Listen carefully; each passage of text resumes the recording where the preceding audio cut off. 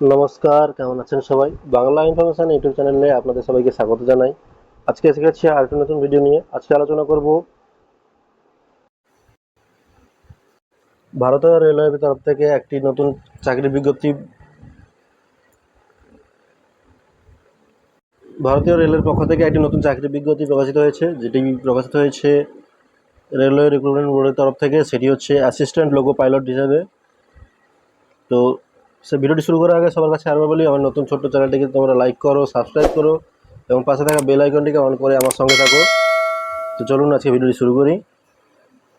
তো প্রথমেই আমরা দেখতে পাচ্ছি government of India, ministry of railways, railway recruitment board, detail centralised employment notice 1/2025, recruitment of assistant loco pilot, অর্থাৎ অ্যাসিস্ট্যান্ট লোকো পাইলট হিসাবে এই রিক্রুটমেন্টটি হয়েছে। আচ্ছা, এখানে দেখতে পাচ্ছি opening date of online application at submission 12/4/2025, অর্থাৎ 12/4/2025 তারিখে অনলাইন অ্যাপ্লিকেশন শুরু হয়ে গেছে। এবং closing date for submission of online application 11/5/2025, অর্থাৎ 11/5/2025 তারিখ পর্যন্ত আবেদন প্রক্রিয়া চলবে। আবেদন প্রক্রিয়া শুরু হয়ে গেছে 12/4/2025 তারিখ থেকে এবং আবেদন প্রক্রিয়া চলবে 11/5/2025 তারিখ পর্যন্ত। এবং পেমেন্টটা তোমরা লাস্ট ডেট পেমেন্ট করতে পারবে 13/5/2025 তারিখের মধ্যে তোমাদের পেমেন্টটা করে দিতে হবে। এবং এক্সাম ফির পেমেন্টটা যেটা রয়েছে সেটা পেমেন্ট করে দিতে হবে। এবং যদি কারোর অ্যাপ্লিকেশনে ভুল থাকে তো সেই ভুলটা সংশোধন করতে পারবে 14/5/2025 তারিখ পর্যন্ত। এই ডেটের মধ্যেই তোমাদের কারেকশনটা করে নিতে হবে, তারপরে আর পারবে না। তারপর দেখতে পাচ্ছি কোন পোস্টের জন্য অ্যাপ্লিকেশন হচ্ছে, অ্যাসিস্ট্যান্ট লোকো পাইলট বা ALP, এবং পে লেভেল থাকছে 7 CPC অনুসারে পে লেভেল থাকছে 2 এবং ইনিশিয়াল পে থাকছে 19,900 টাকা। মেডিকেল স্ট্যান্ডার্ড A1 এবং এজ অ্যাজ অন 1/7/2025 তারিখে হিসেবে বয়স হতে হবে 18 থেকে 30 বছরের মধ্যে। এবং টোটাল ভ্যাকেন্সি থাকছে 9,970টি। তো এখানে নেগেটিভ মার্কিং দেওয়া রয়েছে দেখতে পাচ্ছি আমরা এখানে।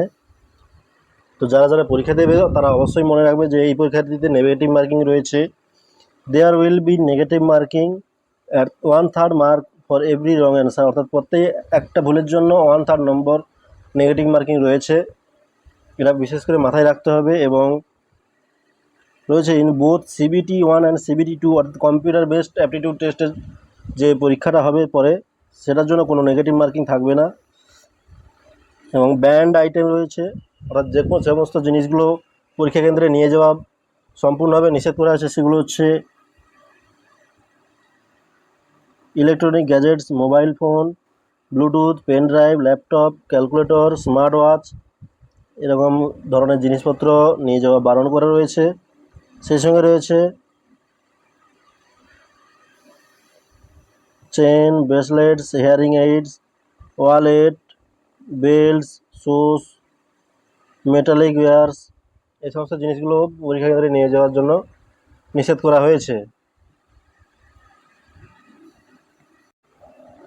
তারপর এখানে দেখতে পাচ্ছি ন্যাশনালিটি, অর্থাৎ সিটিজেন অফ ইন্ডিয়া, অর্থাৎ সমস্ত ভারতীয় নাগরিক এখানে আবেদনটা করতে পারবে। তারপরে রয়েছে কমিউনিটি ক্যাটাগরি, SC এবং STদের জন্য রয়েছে 5 বছরের ছাড়। সেই সঙ্গে থাকছে OBCদের জন্য থাকছে 3 বছরের ছাড়। এক্স সার্ভিসম্যানদের জন্য থাকছে 3 বছরের ছাড়। এবং এক্স সার্ভিসম্যান OBCদের জন্য থাকছে 6 বছরের ছাড়। এবং এক্স সার্ভিসম্যান SC এবং STদের জন্য থাকছে 8 বছরের ছাড়। এবং এই প্রক্রিয়ার আবেদন ফি থাকছে, examination fee for all candidates থাকছে 500 টাকা। এবং SC ST এবং এক্স সার্ভিসম্যান এবং ফিমেলদের জন্য থাকছে 250 টাকা। এবং এই ফিটা রিটার্নযোগ্য হবে যদি CBT 1-এ যদি কোয়ালিফাই করে যাও, তবে তোমাদের 400 টাকা থেকে 250 টাকা থেকে 400 টাকা পর্যন্ত রিফান্ড হয়ে যাওয়ার সিস্টেম রয়েছে এই পরীক্ষাতে। সেই সঙ্গে এখানে দেখতে পাচ্ছি আমরা assistant loco pilot level pay commission রয়েছে 2 এবং পে রয়েছে 19,900 টাকা। মেডিকেল টেস্ট থাকছে A1 এবং স্ট্যান্ডার্ড থাকছে। এবং suitability for person with benchmark or disability থাকছে নট মেনশন। সেই সঙ্গে মিনিমাম এডুকেশনাল কোয়ালিফিকেশান থাকছে ম্যাট্রিকুলেশন পাস। সেই সঙ্গে থাকছে আইটিআই, যে কোনো স্বীকৃত প্রতিষ্ঠান থেকে আইটিআই কোর্স পাস হয়ে থাকতে হবে, যেমন ফিটার, ইলেকট্রিশিয়ান, ইনস্ট্রুমেন্ট মেকানিক, এই সমস্ত বিষয়ে আইটিআই পাস হয়ে থাকতে হবে। অথবা সে সঙ্গে থাকছে অ্যাপ্রেন্টিসশিপ ট্রেনিং যদি কারোর নেওয়া হয়ে থাকে তারা আবেদনটা করতে পারবে। যারা ডিপ্লোমা ইঞ্জিনিয়ারিং করেছে তারাও আবেদনটা করতে পারবে এই পদের জন্য। এবারে দেখে নেব কোন রিক্রুটমেন্ট বোর্ডের আন্ডারে কটা ভ্যাকেন্সি রয়েছে। আহমেদাবাদের জন্য ভ্যাকেন্সি রয়েছে 497টি, আজমেরের জন্য রয়েছে ভ্যাকেন্সি রয়েছে, এনডব্লিউআরের জন্য রয়েছে 679 এবং ডব্লিউসিআরের জন্য রয়েছে 141টি, প্রয়াগরাজের জন্য রয়েছে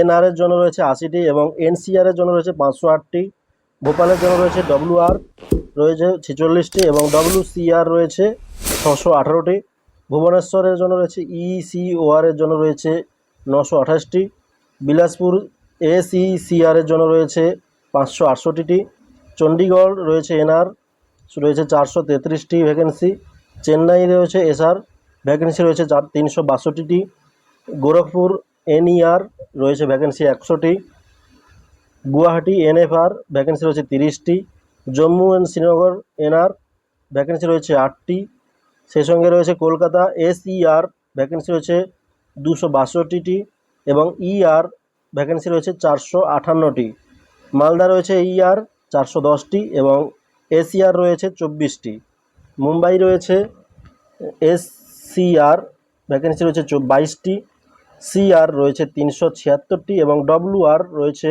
342টি, মুজফ্ফরপুর ইসিআর ভ্যাকেন্সি রয়েছে 89টি, পাটনা রয়েছে ইসিআর ভ্যাকেন্সি রয়েছে 33টি, রাঁচি ইসিআরে ভ্যাকেন্সি রয়েছে 578টি এবং এসিআরে রয়েছে 635টি, সেকেন্দ্রাবাদ এসিআর ভ্যাকেন্সি রয়েছে 967টি এবং ইসিওআরে রয়েছে ভ্যাকেন্সি 533টি, শিলিগুড়ি রয়েছে এনএফআর ভ্যাকেন্সি রয়েছে 95টি এবং তিরুবনন্তপুরম এসআর ভ্যাকেন্সি রয়েছে 148টি এবং টোটাল ভ্যাকেন্সি রয়েছে 9970টি ভ্যাকেন্সি রয়েছে। তো যারা যারা আবেদনটা করতে চাও তারা তাড়াতাড়ি আবেদনটা করে ফেলো। আবেদন প্রক্রিয়া শুরু হয়ে গেছে